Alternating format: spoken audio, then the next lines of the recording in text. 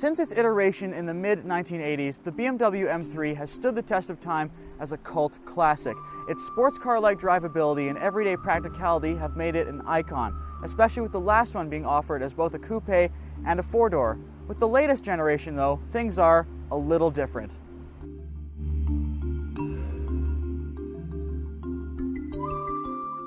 As you probably already noticed, this is not an M3. This is in fact the all-new M4. Confused yet? BMW with the latest generation have made the 3 Series, which the M3 is obviously based, only available in 4-door form.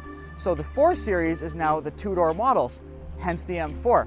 The difference between the two, other than the obvious door count, the M3 is 23 kilograms heavier. That's pretty much it. So this being the slightly lighter and slightly sportier version, I think the real question is it any good?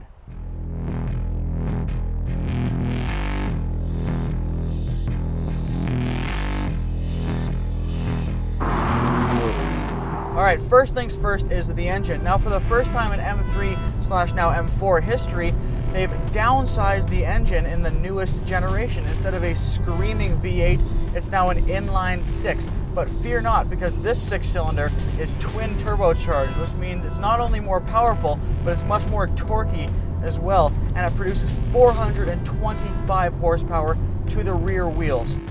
That makes it the most powerful of the breed, even before considering that it's got 100 more pound-feet of torque than its predecessor.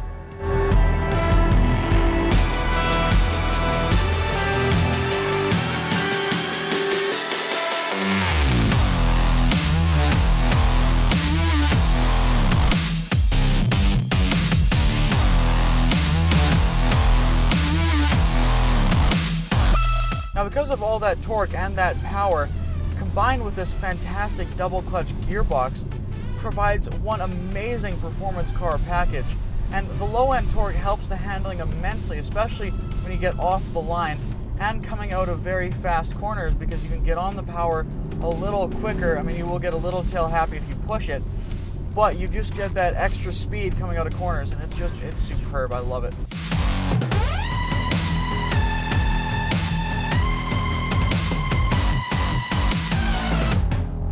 This is just such an exciting car.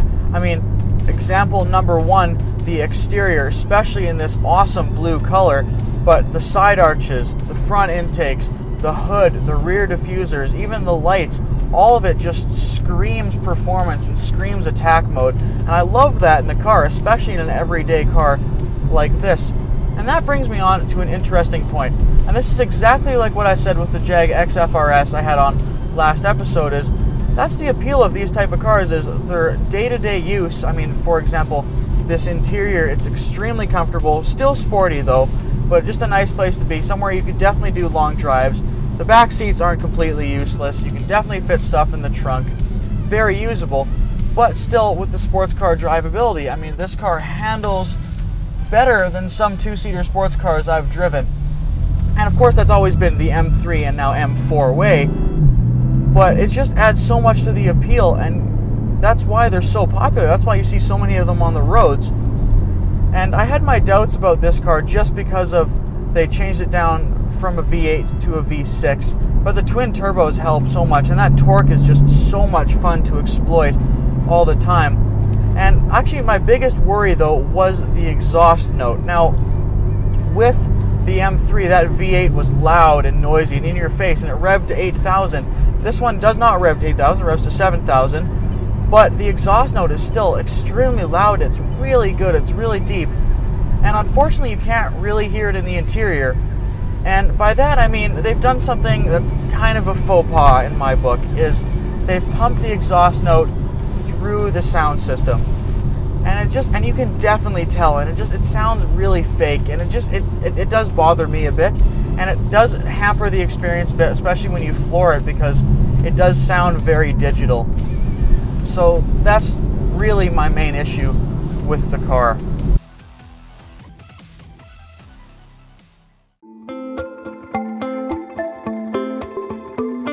You know, even though doing things like pumping the exhaust note through the stereo system to make it louder definitely feels cheap and a bit fake, look at it this way.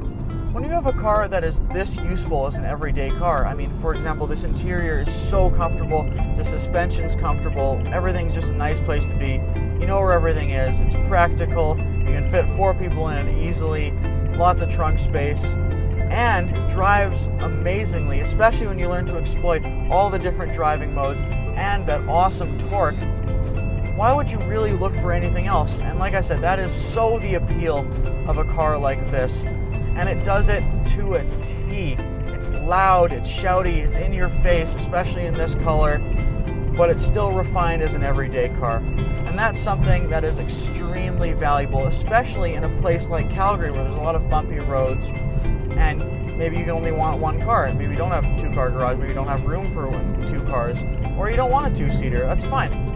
So overall, this car is absolutely fantastic. It's so much fun to drive, and especially on these mountain roads, you could just drive it all day and all night and still be having the time of your life. Anyways, thank you so much for watching. I always appreciate your guys' support. Feel free to leave any feedback in the comment section below, or find us on social media, facebook.com/challengeuniversity, challengeuniversityshow.com, or follow me on Twitter at the Tvo Show. We'll be coming out with a lot more content very soon from Challenge University Productions, so stay tuned for that and be excited. Thank you so much for watching. I'll see you next time.